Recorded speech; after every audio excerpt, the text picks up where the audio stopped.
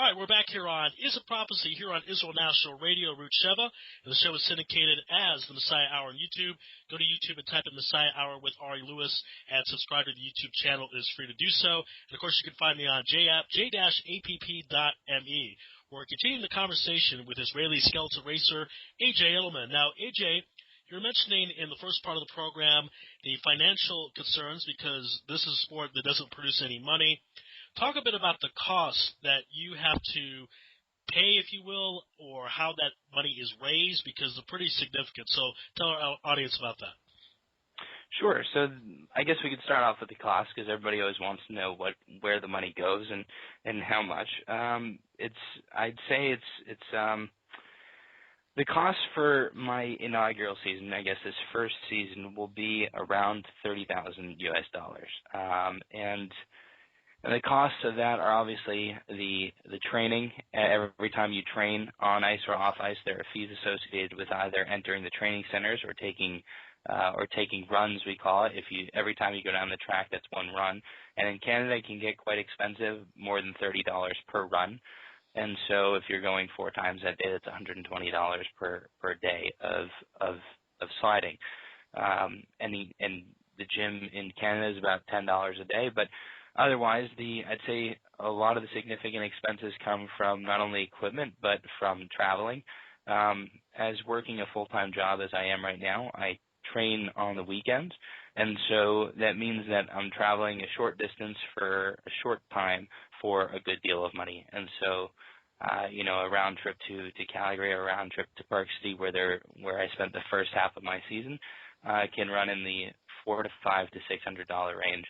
And but I guess the costs continue to pile up when you take a look at equipment.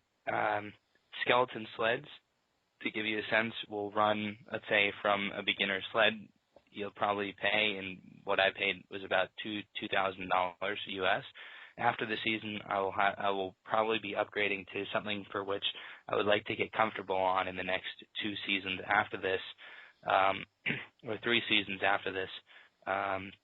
And that would be around an $8,000 or $10,000 sled, and so that's there's equipment costs, there's travel costs, there's transportation costs in terms of rental cars. There's all sorts of fees which pop up for which you would never expect: race entry fees, international training fees the week before. Anything which you do in the sport, there is a cost associated with it. And in terms of how you would to raise money to cover those funds, the funds are the costs are borne by the athlete at the moment. I guess until Israel were to ever get a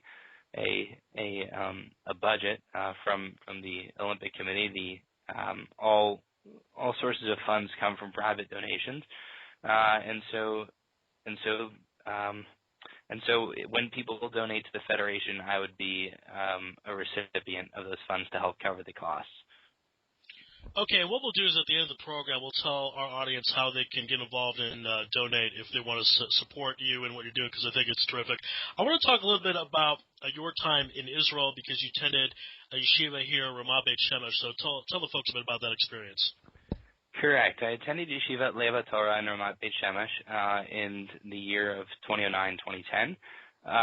It was, the gap year was one in which I believe more than 90% of the boys in our grade from Amani's school attended. They attended some gap year in some manner or another in Israel. Ramat Beit Shemesh was a location which I had chosen in Leva Torah specifically because it was not too far from the Kotel, from Eastern Yerushalayim, but it at the same time offered some flexible time for me to sit down and think about my priorities and apply to MIT at the same time. So the gap year in Israel was an incredibly formative one. It's one in which, as I mentioned, I got that competitive kick again. I was able to learn Gemara in a way that I had not ever experienced before, really. I formed a connection with Eretz Israel that is certainly far different than I had ever I ever experienced before, and I believe that that played a significant role in the pride that I have in representing Israel on the sporting stage. And I mean, I highly recommend a gap year to anybody in Israel, to any Jewish individual at any point. Just because I don't see any downsides to it, I only see positives that came from it. Were you surprised at all when you came to Israel? Because a lot of times, people from the United States, when they come there, they're a little surprised about how peaceful it actually is, especially compared to what they see on TV, the news, CNN. So talk about some of the things that surprised you about being in Israel for that year. Surprises were customer service. The surprises were people related, not environment related. I'd say that I have this very fond memory of at the time that I wanted to start reconditioning myself, I decided to go on some juice kick, and it kind of was the fad for a few weeks at Levator as well. Of you go down to breakfast, you grab some fruit, you juice it, and you're good to go for the day. And so I would go to the Merkaz. I would go to get I go to get fruit at the supermarket, and then I also bought a blender at the supermarket, but the blender was defective. The ring which stopped things from leaking had apparently a hole in it, which every time I turned on the blender, it caused it to splatter all over me, which was not, it wasn't good to show up to shear with smelling like kiwi fruit and looking like health. So I tried to return the blender, saying truthfully, Behemet, this was actually broken. I'm not joking. Like, this is broken. I would like a refund, please, because I don't want to buy your blenders anymore. So I guess in the U.S.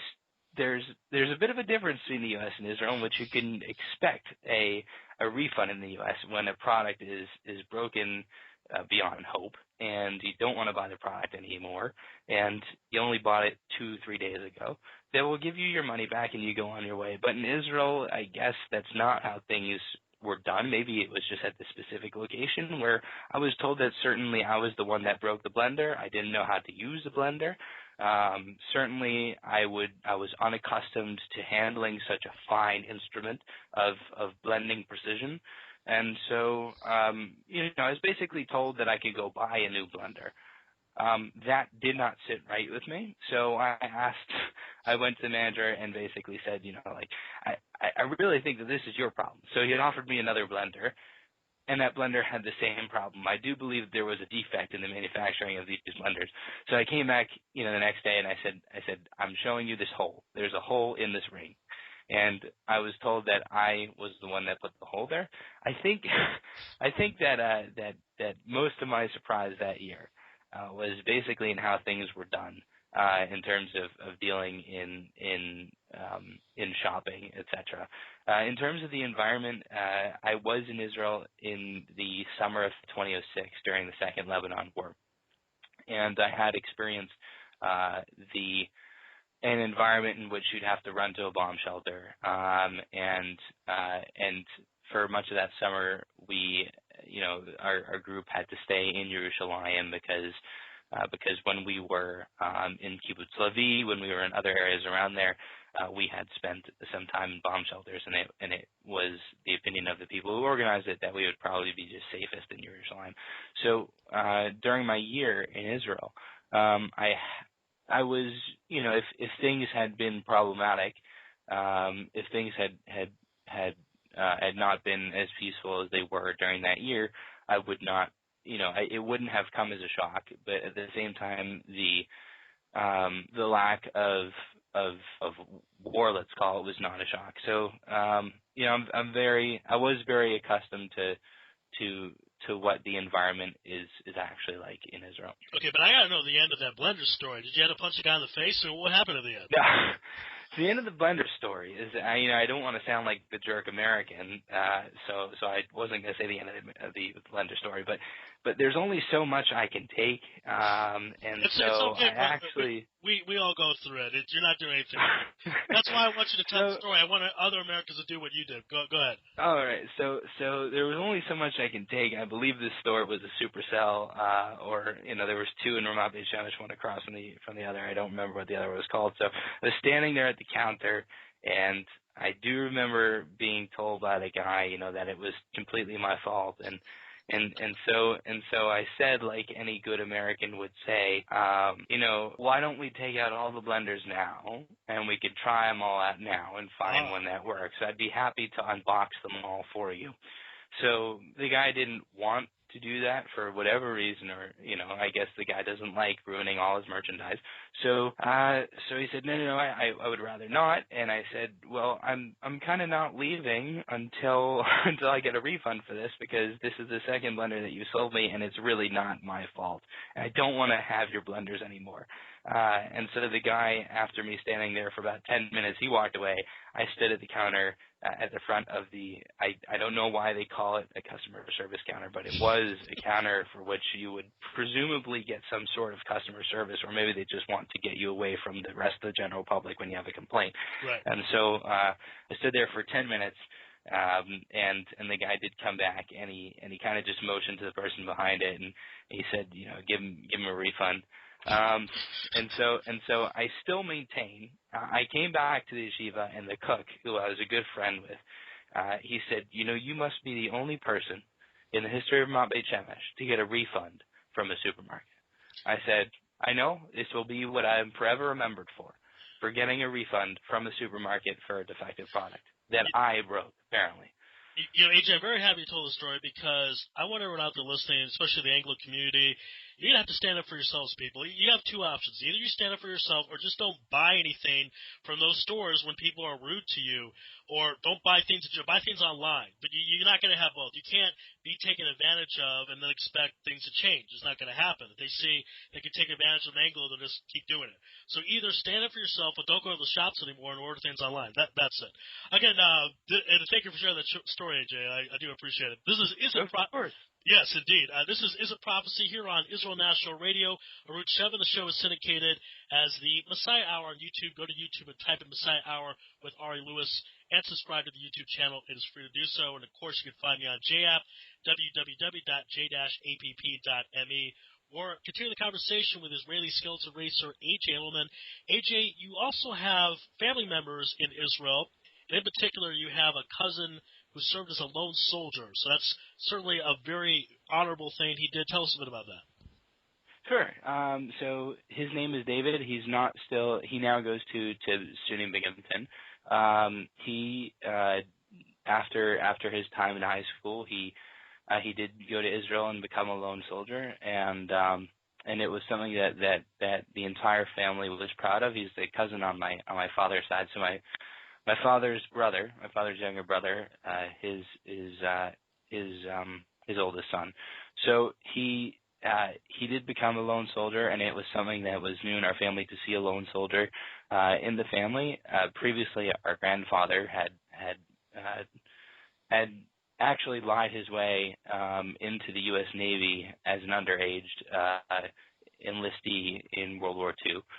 But as the first person to serve in armed forces since Papa, since our grandfather, we were all very, very proud of David. And David did have a number of stories that he did tell us from his time in Hebron and other times, and I think he came back this year very much treasuring that experience that he had.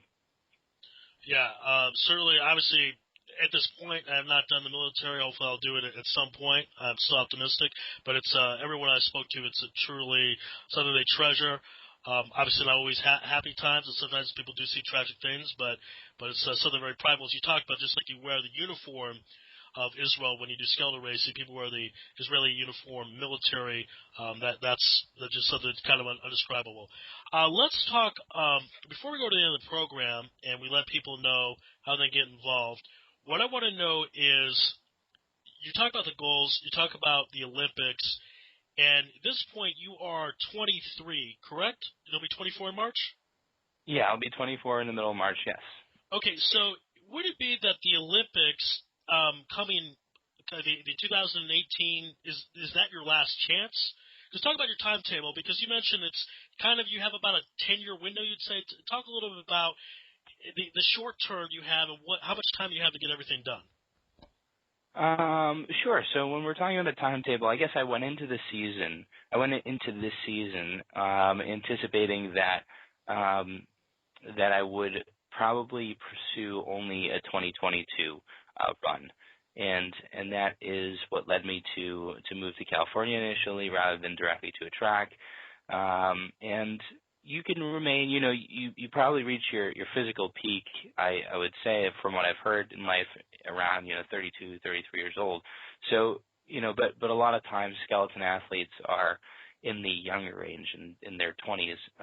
And I know of one older athlete, nicknamed Dr. Ice, from Britain. His name is Bromley, and he competed up until this past Olympics, and he was amazing. I believe he competed up until age 40 around.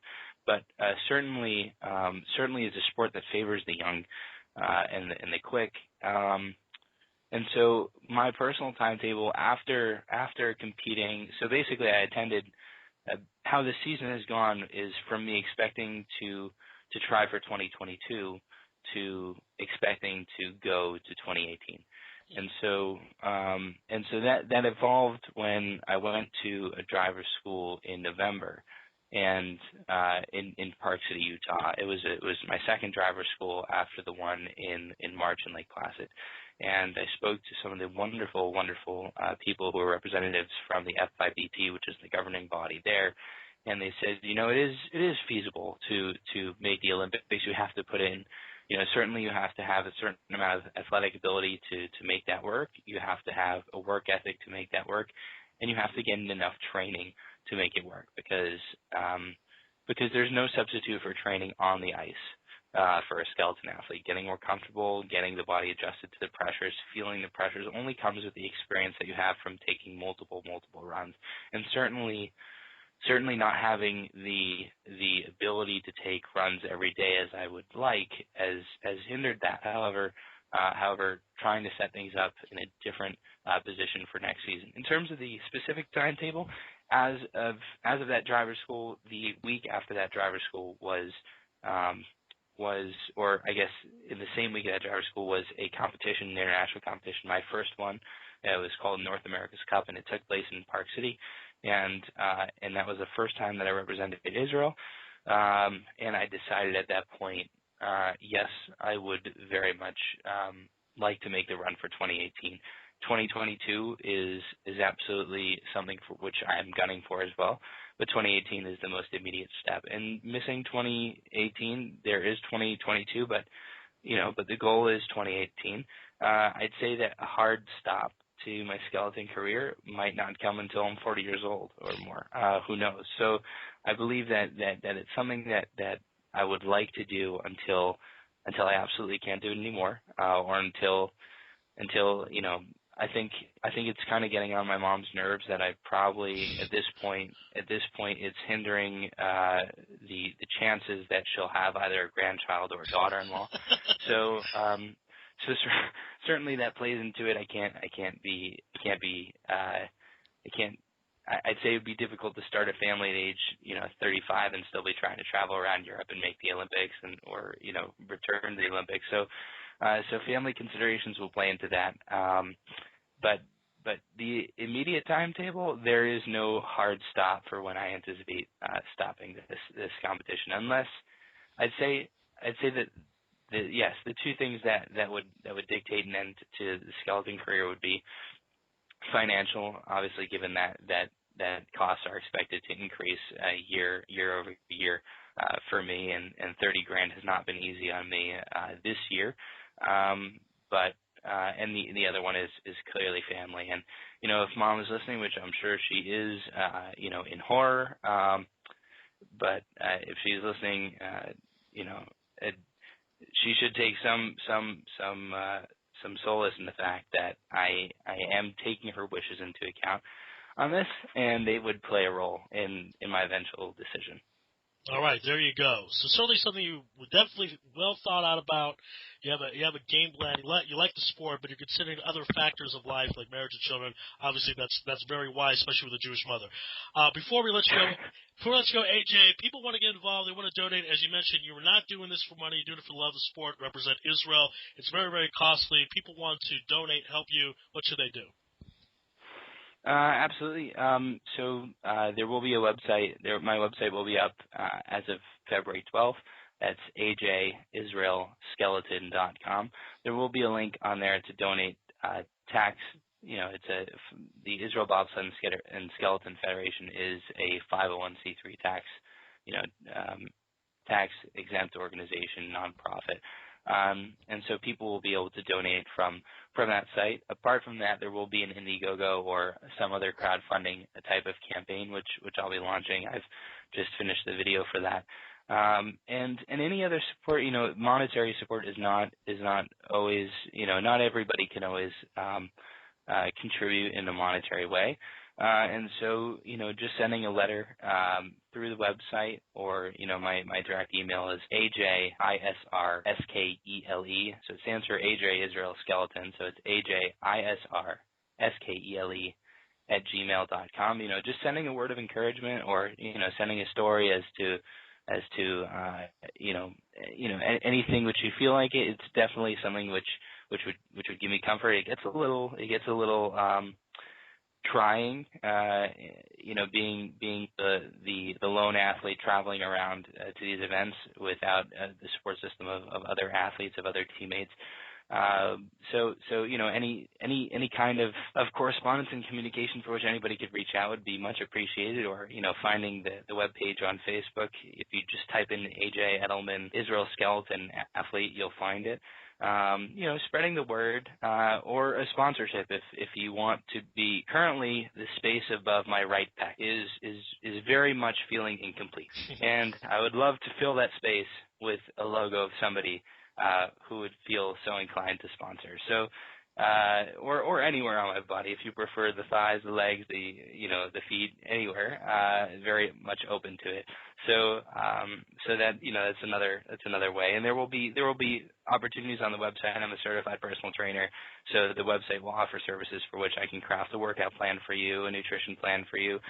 Basically, training with me, so to speak, and following along in the general dream to represent Israel and to make the Olympics, and there will be a blog on the website. All right, and before we end the program, special thanks and shout out to Tamar Simon, who made this interview possible. Tamar is great, and I appreciate all of her help through all their coverage on skeleton racing. This is Isn't Prophecy here on Israel National Radio, and of course you can find us on YouTube as The Messiah Hour with Ari Lewis. Thank you everyone for listening, and have a great day. Be well.